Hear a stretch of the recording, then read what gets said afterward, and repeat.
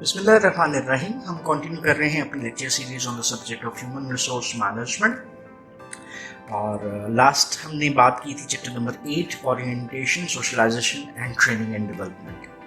पहले लेक्चर में हमने ओरिएंटेशन सोशलाइजेशन के ऊपर बात की, दूसरे लेक्चर में हमने एम्प्लॉय ट्रेनिंग के हवाले से उसको डिफाइन भी किया था, और देन हमने ट्रेनिंग नीड असेसमेंट्स के टॉपिक को देखा था। अभी के लिए हम बात करेंगे स्पेसिफिकली ऑन ट्रेनिंग, और सबसे पहले थोड़ा सा रिवाइज करते चलते हैं, इस कॉन्सेप्ट को देखते हैं कि ट्रेनिंग क्या थी। इफ़ यू रिमेंबर इट, तो हमने बात की थी कि ट्रेनिंग बुनियादी तौर पे क्या है। So training is termed as, ये हमारे पास आ गया जी, that is training. Basically it was associated with learning, और लर्निंग हम किसको कहते हैं? सीखना। That is a relatively permanent change in individual behaviour that comes through experience and observation. So learning किस चीज़ की? नॉलेज, स्किल्स और एबिलिटीज़ या अदर कैरेक्टरिस्टिक्स की लर्निंग क्या कहलाती है? ट्रेनिंग। और जब हमने कहा था कि ये प्रेजेंट ओरिएंटेड है, मींस किसी भी एम्प्लॉय की प्रेजेंट जॉब के लिए हम इन चीज़ों को सिखाने की कोशिश करते हैं, तो वो ट्रेनिंग कहलाती है। और इसी तरह से फिर हमने दूसरा जो एक डेफिनेशन बनाई थी वो थी डेवलपमेंट की, और हमने कहा था कि डेवलपमेंट भी बेसिकली क्या होती है?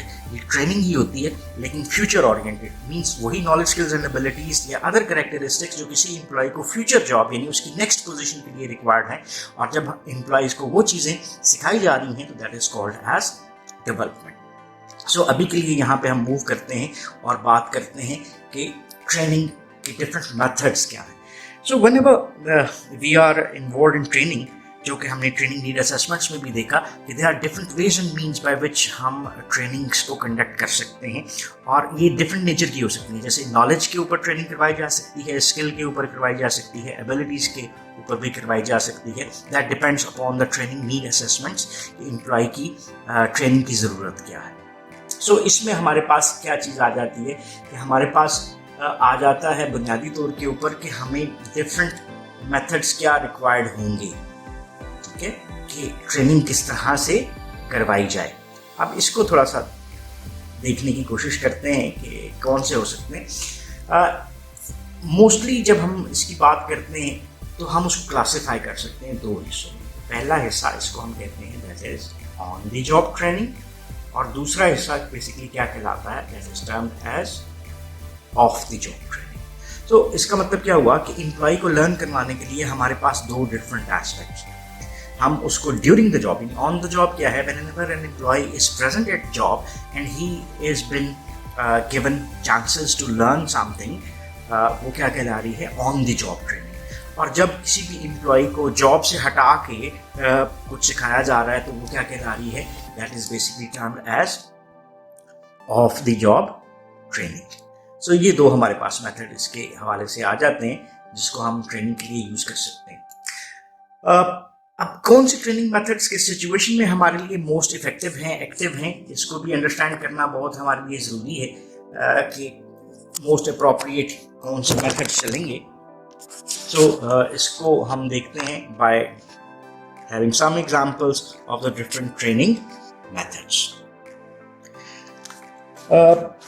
Let's go to the exhibit 8.3, जिसमें हम बात करते हैं कि हमारे पास डिफरेंट ट्रेनिंग के मेथड्स कौन कौन से हैं। So let's move towards that. यहाँ पे एग्जिबिट आपके पास मौजूद है जिसको हम देखते हैं। Exhibit 8.3 that details typical job training methods.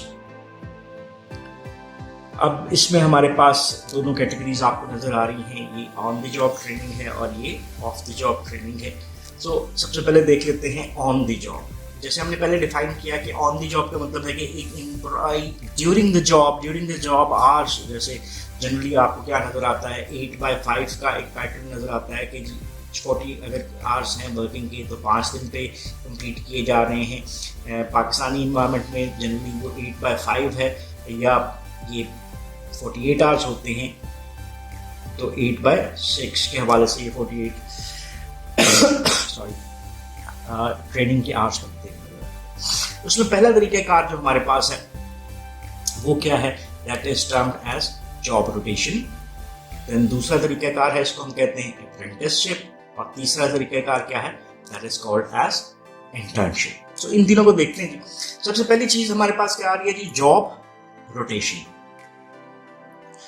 इसको अंडरस्टैंड करना सबसे ज़्यादा ज़रूरी भी है कि जनरली एट टाइम किसी भी एक स्टूडेंट से सवाल पूछा जाता है कि जॉब क्या होती है, तो वो आस एंड ऊज में जवाब देते हैं at time they can not define what a job is.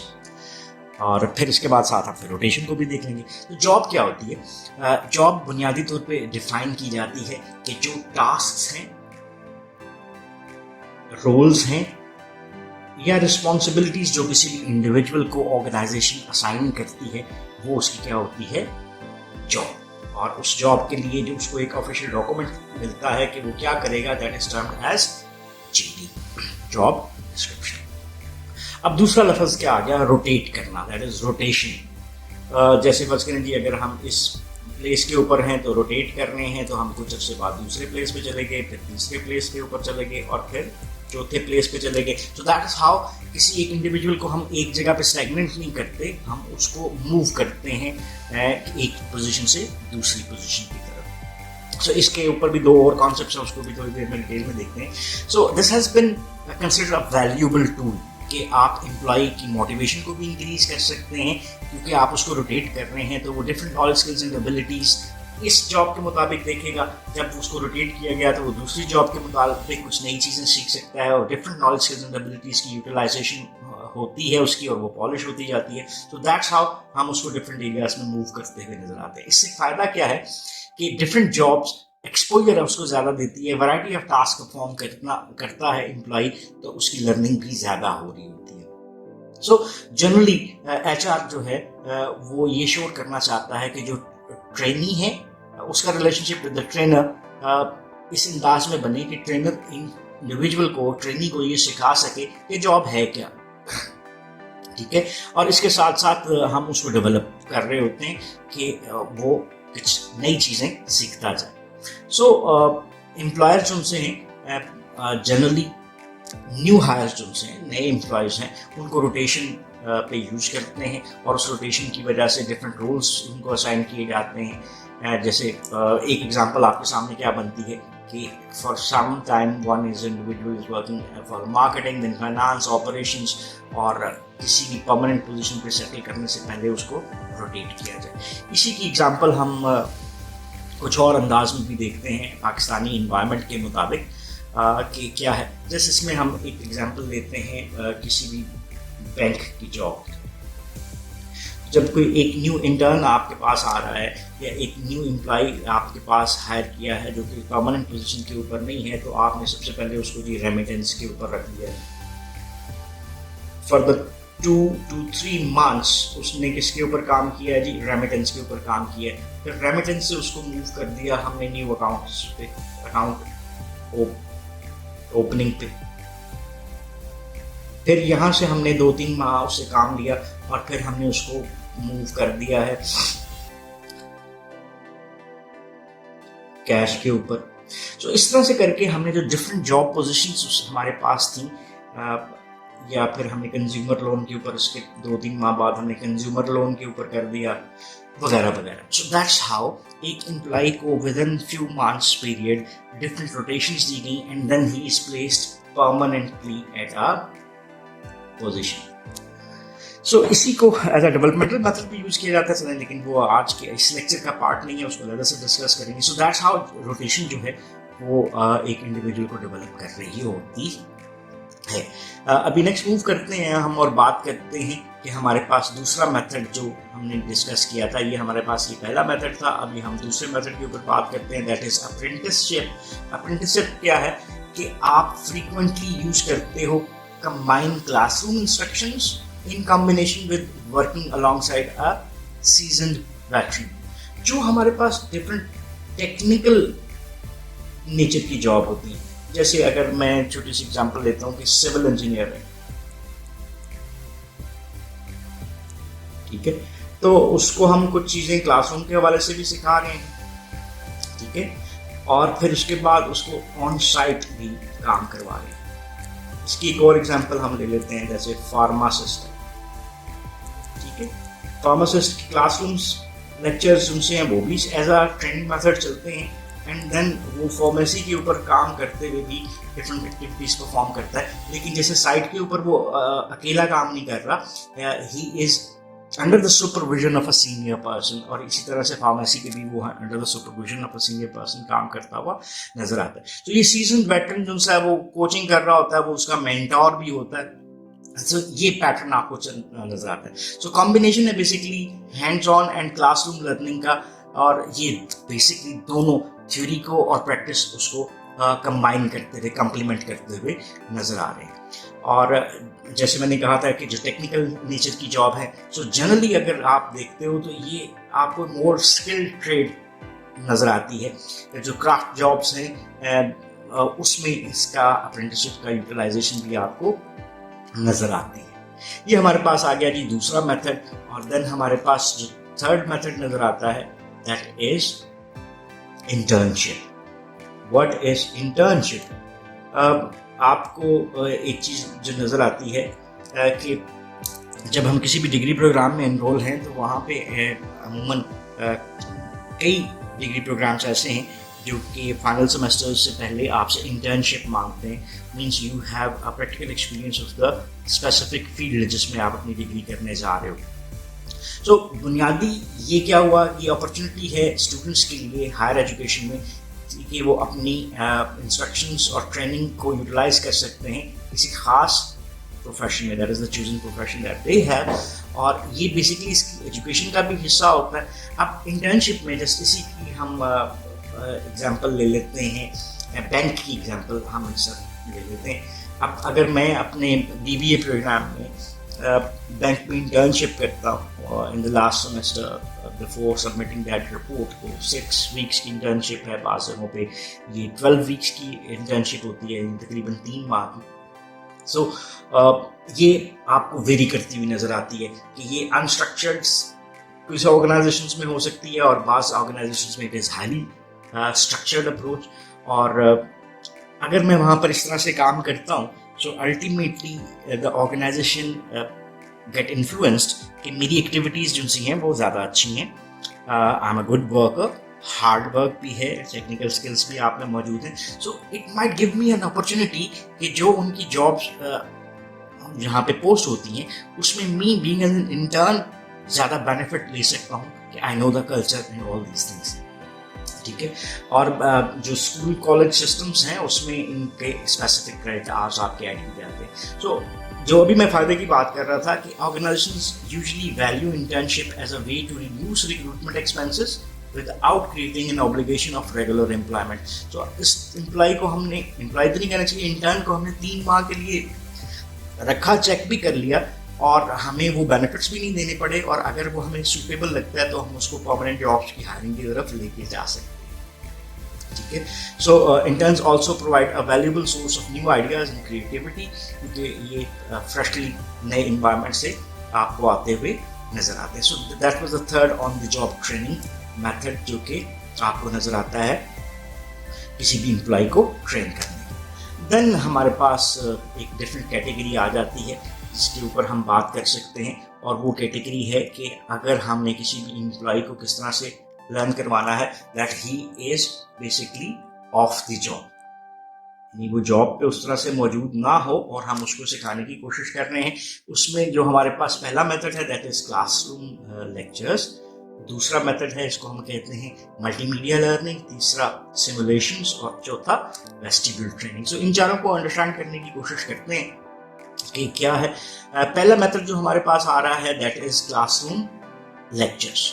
सो इस क्लासरूम लेक्चर्स के हवाले से क्या चीज़ें आ सकती हैं। जस्ट एक एग्जांपल, आप अपने स्टडी टाइम को अगर याद रखते हैं कि आपने स्टडी टाइम में बुनियादी तौर पे जो लर्निंग की थी वो किससे रिलेट करती है, टीचर और स्टूडेंट इंटरेक्शन से। सो वो टीचर इंटरेक्शन जो है कहाँ पे मौजूद होता है, that is in the classroom. So classroom lecture ऐसी चीज़ है जिसकी बहुत ज़्यादा एक्सप्लेनेशन की जरूरत भी नहीं है, क्योंकि हम सब जब एजुकेशन सिस्टम में स्टडी कर रहे होते हैं तो हम इसका एक्सपीरियंस करते हैं। So this is part of your education, और आप अपना कोई भी डिग्री प्रोग्राम है उसको फिनिश करते हो, आपने उसमें क्लासरूम इन्वायरमेंट को अंडरस्टैंड किया हुआ है। सो ये तो आपका आ गया एक स्टडी पीरियड। ऑर्गेनाइजेशंस क्या करती हैं, they can also use this method, जो कि आपने स्कूल कॉलेज यूनिवर्सिटी में देखा था कि आप इसी को यूज करें और आप अपने एम्प्लॉइज को सिखा रहे हैं। Many organizations use classroom instructions along with other methods to provide a great deal of information in a limited time frame. So आपने क्या किया, जैसे अभी हमने बात की थी एक अप्रेंटिसशिप की, on the job training method. तो अप्रेंटिसशिप में आपने जो चीज़ें क्लासरूम में लर्न की थी, तो classroom lectures was one method of training combined with another method कि आप उसी इन्वायरमेंट की लर्निंग को प्रैक्टिकली इस्तेमाल कर रहे होते हो। जैसे एक एग्जांपल कि मैं एक कोर्स कर रहा हूँ that is termed as dispenser, ठीक है, डिस्पेंसर डिप्लोमा। तो मेरे कुछ आवर्स स्टडी के हो गए, ये वाला पोर्शन, और ये वाला पोर्शन जो है मेरे वार्ड ड्यूटी का हो गया। सो ये मैंने दो हिस्से बना दिए। सो दोनों एक दूसरे को कम्प्लीमेंट करते हुए नजर आते हैं। सो इसमें डिफरेंट लर्निंग मेथड्स को अपनाया जा सकता है क्लासरूम के हवाले से, और जिस तरह के हमारे पास एम्प्लॉइज़ हैं उसकी ज़रूरत के मुताबिक उनको क्लासरूम लेक्चर्स के थ्रू हम सिखाने की कोशिश कर सकते हैं। इसमें डिफरेंट टाइप्स ऑफ जो general requirements of a job है, जैसे इंटरपर्सनल स्किल्स हैं, कम्युनिकेशंस की ज़रूरत है, टेक्निकल स्किल्स हैं, उन सब चीज़ों को इसमें कवर किया जा सकता है। सो दूसरा हमारे पास जो मेथड इसमें आता है that is the multimedia learning. Multimedia हमारे पास क्या आ जाता है कि हम जो डिफरेंट सोर्सेज हैं मल्टीमीडिया के, जैसे वीडियोज़ हो सकती हैं, हमारे पास ऑडियो लर्निंग हो सकती है, उसको हम यूज़ कर सकते हैं। Means of multimedia is use, और इसमें हम टेक्निकल स्किल्स को बेसिकली टारगेट कर सकते हैं। बहुत सारी चीज़ें ऐसी होती हैं जिसको आप क्लासरूम लेक्चर्स में कवर अप नहीं कर सकते, तो आप मल्टीमीडिया लर्निंग को शामिल कर सकते हैं। पुराने ज़माने में हम उसको सीडीज़ डीवीडीज़ की सूरत में देख सकते थे। आप मेमोरी चिप अवेलेबल है, मल्टीमीडिया हमारे पास अवेलेबल है जिसको क्लासरूम इन्वायरमेंट में यूज़ किया जा सकता है। ऑनलाइन मल्टीमीडिया डिफरेंट मेथड्स को भी यूज़ किया जा सकता है। तो तीसरा मेथड हमारे पास क्या आता है दैट इज सिमुलेशन। सिमुलेशन क्या है, जब हम आर्टिफिशियली किसी इन्वायरमेंट को क्रिएट करते हैं। जैसे एक एग्जांपल कि अगर एक पायलट की आप ट्रेनिंग कर रहे हो तो उसकी फर्स्ट ट्रेनिंग जो है वो जहाज़ के ऊपर नहीं होती, बल्कि उसको एक कॉकपिट में बिठाया जाता है जो कि सिमुलेशन है ऑफ रियलिटी। वो जहाज़ का कॉकपिट नहीं है, लेकिन एक ट्रेनिंग की बेस के ऊपर एक रियल कॉकपिट क्रिएट किया गया हुआ है। सो एम्प्लॉय को इन्वॉल्व किया जाता है learning a job by actually performing the work. Simulation methods में इंक्लूड, जैसे आपने कोई केस स्टडी दे दी किसी को, और उस केस में उस इंडिविजुअल ने जो फैसले करने थे वो क्या बन के करने थे, मैनेजर बन के करने थे। So he might be gaining that experience in a simulation method कि वो मैनेजर बन के फैसला कर रहा है, और उसके ऊपर फिर क्रिटिक दे के आप उसको बेहतर कर सकते हैं। डिफरेंट एक्सपीरियंशियल एक्सरसाइजेस हो सकती हैं, कंप्यूटर सिमुलेशंस हो सकती हैं, जैसे मैंने अभी बात की है आपको कॉकपिट के हवाले से, जहाज़ के ऊपर लर्निंग की, ड्राइविंग के हवाले से ऐसी चीज़ें आपको आ सकती हैं। फिर इसके बाद सिविल इंजीनियरिंग में ऐसे इन मेथड्स को बहुत ज़्यादा यूज़ किया जा सकता है। एट टाइम वर्चुअल रियलिटी जो कि हम क्रिएट कर सकते हैं, यानी रियलिटी नहीं है लेकिन वर्चुअली उसको क्रिएट किया गया है और आप उस पर अपने आप को स्किल्ड कर सकते हैं। रोल प्ले हो सकता है, जैसे इसकी एग्जांपल मैं दे सकता हूँ सेल्स की फील्ड में, कि आपको एक रोल प्ले दे दिया जाता है कि आप एक सेल्स ऑफिसर बन रहे हो और आपको ये सेल्स कॉल करनी है। सो बाय सिमुलेशन कि आप एक सेल्स रिप्रेजेंटेटिव हो और दूसरा आपका कस्टमर है, तो आप कैसे बिहेव करोगे एक्सेट्रा। ग्रुप डिस्कशंस, इंटरेक्शंस हो सकते हैं। So these are the different simulation methods जिसको हम यूज़ कर सकते हैं। और लास्ट है, इसको हम कहते हैं वेस्टिबुल ट्रेनिंग। ये भी फैसिलिटेट करती है लर्निंग को, लेकिन जैसे हमने सिमुलेशन में ओवरऑल एक आर्टिफिशियल इन्वायरमेंट को यूज़ किया था, वेस्टिबुल ट्रेनिंग में भी एक पार्ट ऑफ सिमुलेशन को यूज़ किया जा सकता है। जैसे हमारे पास वर्क साइट जो है वो ओरिजिनल नहीं होती, लेकिन जो हमारे पास इक्विपमेंट है ना उसको हम ओरिजिनली यूज़ करते हैं। सो जो हमें एक्चुअल इन्वायरमेंट में इक्विपमेंट यूज़ करना है वो रियल हो गया, लेकिन एक सिमुलेटेड वर्क इन्वायरमेंट में उसकी प्रैक्टिस आपसे करवाई जाती है। That is called as vestibule training. So this is all about today's lecture. इस लेक्चर में हल्का सा रिवीजन करते हुए चलते हैं। हमने किसको देखने की कोशिश की है जी, हमने देखा है कि एम्प्लॉय की ट्रेनिंग क्या होती है, हमने डेवलपमेंट को भी रीडिफाइन किया, फिर उसके बाद हमने डिफरेंट ट्रेनिंग मेथड्स को कैटेगराइज किया था, और यही कैटेगरीज कौन सी बनी थी, पहली कैटेगरी बनी थी हमारे पास that is termed as on the job training, और दूसरी कैटेगरी क्या बनी थी हमारे पास ऑफ द जॉब ट्रेनिंग, और इसमें हमने डिफरेंट मेथड्स को अंडरस्टैंड करने की कोशिश की। So that's all about this lecture. If you still have any questions or queries, so you can ask in the comment section, and we will definitely learn to answer those. So once again, thanking you for watching this lecture. Have a nice time. Allah Hafiz.